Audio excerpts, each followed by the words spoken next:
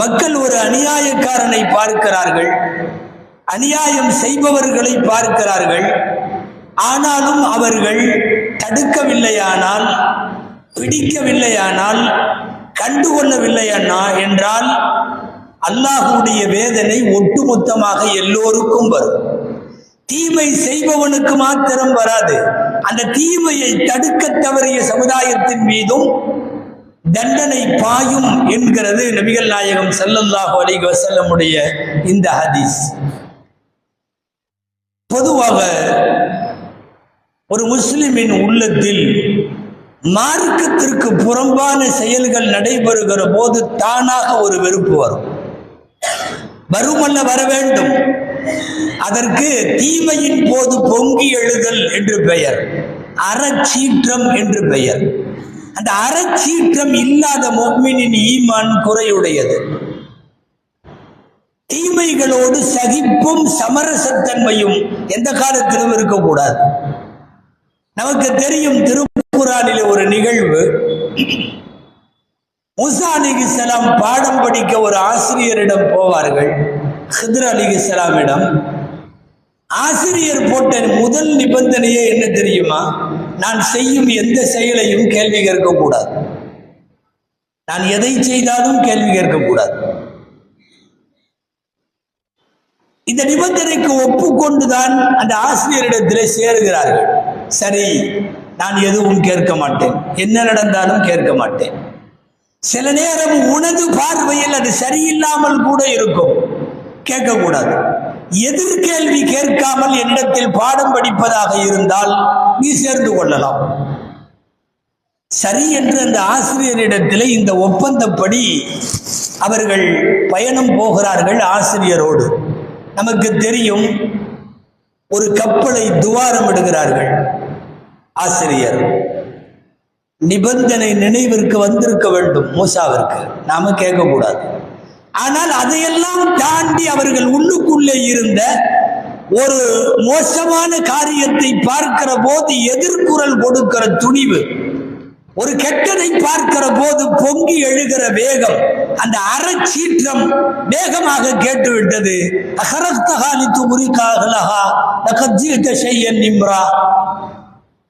எல்லாரும் கப்பல்ல இருக்கிறவங்க எல்லாம் மூழ்கி போறதுக்காகவா ஓட்ட போட்டு விட்டீங்க, மோசமான காரியம் பண்ணிட்டீங்க என்று ஆசிரியரை பார்த்து சொல்லுகிறார். ஆசிரியர் சொல்லுகிறார், நான் அப்பவே சொன்னேன்ல, நீ கேட்காம இருக்க மாட்ட. கேட்க கூடாது என்பது நிபந்தனை, ஆனால் நிபந்தனை நினைவில் இருக்கிறது. எதிரிலே செய்வது ஆசிரியர் என்பதும் தெரிகிறது. அவர் அர்த்தம் இல்லாமல் எதுவும் செய்ய மாட்டார் என்பதும் புரிகிறது. ஆனாலும் தீமையை பார்க்கிற போது பொங்கி எழுகிற உள்ளிருக்கிற வேகம் மூசாவை பேச வைத்து விட்டது. மீண்டும் மன்னிப்பு கேட்கிறார்கள். இனிமேல் கேட்க மாட்டேன். மீண்டும் பயணம் தொடர்கிறது. மீண்டும் கேட்கிறார். ஒரு சிறுவனை கொலை செய்ய சொல்லி இறை உத்தரவு, எனவே கொல்ல வேண்டிய சூழ்நிலை.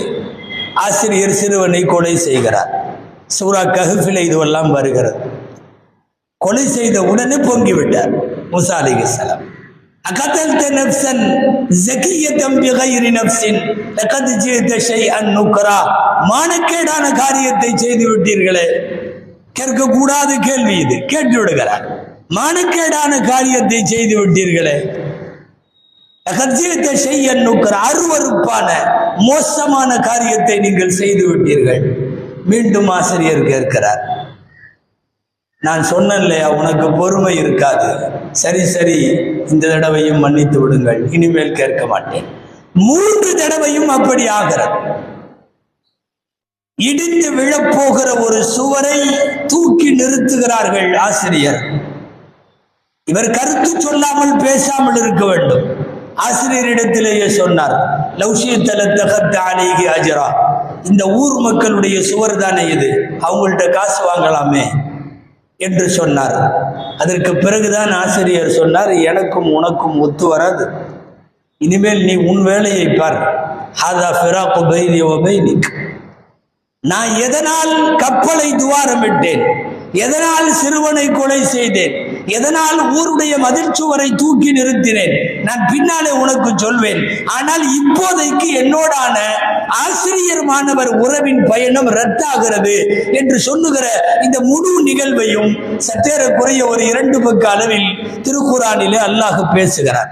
இந்த நிகழ்ச்சி சொல்லக்கூடிய நிறைய பாடங்களும் படிப்பினைகளும் இருந்தாலும் முக்கியமான ஒரு செய்தி மூசா இந்த உலகத்திற்கு சொல்லுகிறார்கள். என்னவென்றால், 1000 தான் இருந்தாலும் கண்ணுக்கு எதிரே ஷரியத்திற்கு மாற்றமாய் ஒரு தீமையான காரியத்தை பார்க்கிற போது, அது ஷரியத்தின்படி சரியில்லை என்கிற போது பொங்கி எழக்கூடிய அந்த வேகமும் தடுக்கக்கூடிய உத்வேகமும் அறச்சீற்றமும் வர வேண்டும். வந்தது ஹதரத் மூசா அலைஹிஸ்ஸலாம் அவர்களுக்கு. நல்ல காரியங்களை தடுப்பதும் தவறு, தீமையான காரியங்களை விடுவதும் தவறு. இந்த ரெண்டும் சம அளவில் புரியப்பட வேண்டும். எங்கோ நடக்கிற ஒரு நல்ல காரியம் நம்மால முடிஞ்சவரையும் தடுத்து பார்ப்போம் என்று தடுப்பது மாபெரும் குற்றம். அல்லது ஒரு தீமை நடக்கிறது, நடக்கட்டும் நமக்கென்ன, கண்டுகொள்ளாமல் கண்மூடித்தனமாய் போவதும் குற்றம். அதில் தீமையை தடுப்பதில் ஹஜ்ரத் மூசா அலைஹிஸ்ஸலாம் திருக்குர்ஆனுடைய மிகப்பெரிய மாடல், அவர்கள் முன்மாதிரி. யாரிடமிருந்து வெளிப்பட்டாலும் கேட்க கூடாது என்ற தடைகளை தாண்டி அவர்கள் கேட்டார்கள் என்று பார்க்கிறோம். பொதுவாக ஒரு தீமை நடக்கிற போது மௌனமாக இருப்பவர்களும் குற்றவாளிகளாகிறார்கள். லுஇன அல்லதீன கஃபரு மின் பனி இஸ்ராயீல அலா மித்லி. திருக்குர்ஆன் சில பனு இஸ்ரவேலர்களை சபிக்கிறது. லிசானி தாவூத வ ஈஸா இப்னு மர்யம், தாவூத் அலைஹிஸ்ஸலாமின் வாயால், ஈசா அலைஹிஸ்ஸலாமின் வாயால் இவர்களெல்லாம் சபிக்கப்பட்டவர்கள் என்று ஒரு பட்டியலை அல்லாஹ் சொல்லுகிறார். கடைசியில் அந்த வசனத்தை எப்படி முடிக்கிறான் தெரியுமா? எதனால் சபிக்கப்பட்டார்கள்? கானூ லா யதனாஹவுன அன் முன்கரின் ஃபஅலு. அங்கே நடைபெற்று கொண்டிருந்த மானக்கேடான காரியத்தை தடுக்க இவர்கள் முன்வரவில்லை, தடை செய்யவில்லை. எனவே இவர்கள் சபிக்கப்படுகிறார்கள் என்று திருக்குர்ஆன் எச்சரிப்பதை பார்க்கிறோம். அன்பிற்குரியவர்களே, நாம் இஸ்ரவேலர்களின் வரலாறு நிறைய கேள்விப்பட்டிருப்போம். திருக்குர்ஆன் பல இடங்களில் சொல்லுகிற ஒரு வரலாறு, சனிக்கிழமை மீன் பிடிக்க கூடாது என்று இறைவன் யூதர்களுக்கு தடை போட்டான். சனிக்கிழமை மீன் பிடிக்க கூடாது. அவர்களுடைய சமுதாயத்தில் மொத்தம் 3 பிரிவாக மக்கள் இருந்தார்கள். தடையை மீறி இறைவனின் உத்தரவை மீறி போய் மீன் பிடித்தது ஒரு கூட்டம். நீங்கள் போகக்கூடாது, போகாதீர்கள் என்று தடுத்தது இன்னொரு கூட்டம். நமக்கு எதற்கு வம்பு என்று ஒதுங்கி இருந்தது ஒரு கூட்டம். அவர்கள் தடுக்கவில்லை. நீண்ட இந்த வரலாற்றின் கடைசியில் அல்லாஹ் அந்த யூதர்களை அழிக்க முற்படுகிற போது, அதுவும் குரங்காய் உருமாற்றம் செய்வதற்கு இறைவன் முற்படுகிற போது வேதனை எப்படி வந்தது தெரியுமா? தடுத்தவர்களை தவிர செய்தவர்களும் அழிந்தார்கள், மௌனமாய் இருந்தவர்களும் அழிந்தார்கள். மௌனமாய் இருந்தவர்கள் செய்த தப்பு என்ன? தடுக்காதது தவறு. ஒரு தீமையான செயலை அல்லாஹ் முடிவே செய்து விட்டான் அந்த கூட்டத்தை அழிப்பதாக. இப்ப அந்த கூட்டத்தை போய் நீங்க ஏன் இப்படி பண்றீங்கன்னு சில பேர் தடுக்கிறப்போ மற்றவங்க கேட்டாங்களாம் அவங்கள்ட்ட, இது குர்ஆனில் வரக்கூடிய வசனம், லிம தஅதுன கௌமன், ஏன் அந்த மக்களுக்கு போய் நீங்க உபதேசம் பண்றீங்க? அல்லாஹு முஹ்லிகுஹும் அவ் முஅذிபுஹும் அஸாபன் ஷதீதா. ஒன்னு அல்லாஹ் அழிக்க போகிறான் அல்லது கடுமையான வேதனை செய்ய போகிறான். நமக்கு எதற்கு? நீங்கள் போய் ஏன் அவர்களை தடுக்கிறீர்கள்? சொன்னார்கள் அந்த மக்கள், காலு மஅதிரத்தன் இலா ரப்பிக்கும் வலஅல்லஹும் யன்தஹூன். ஒன்று அவர்கள் திருந்துவார்கள், அல்லது ரப்பிடத்திலே நாம் தப்பித்துக் கொள்ளலாம். மஅதிரத்தன் இலா ரப்பிக்கும். ஒரு மிகப்பெரிய பாவச் செயல், மானக்கேடான காரியம் நடந்த போது, இறை உத்தரவு மீறப்பட்ட போது நீ ஏன் தடுக்கவில்லை என்று அல்லாஹ் கேட்பான் அல்லவா? அந்த கேள்வியிலிருந்து, விசாரணையில இருந்து நம்மை விடுவித்துக் கொள்ள நாங்கள் உபதேசம் செய்கிறோம் என்று சொல்லுவார்கள். எனவே பாவச் செயல்களோ மானக்கேடான காரியங்களோ சமுதாய தீமைகளோ நடைபெறுகிற போது வெறுமனே மௌன சாட்சிகளாய் வாளாவிருத்தல் கூடாது என்பது தெரிகிறது.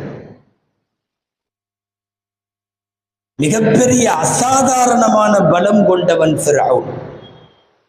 அரசாட்சியும் மிகப்பெரிய இராணுவ படைகளையும் கொண்ட ஃபிரௌன் ஒரு முஸ்லிம் கொல்லப்படுகிற போது, ஒரு முஃமினை பிடித்து கொல்ல முற்படுகிற போது யாருக்கும் எதிர்த்து கேட்க துணிவில்லை. ஆனால் ஊரிலே ஒரே ஒருவர் ஈமான் கொண்டவர், அவர் முன்னாலே வருகிறார்.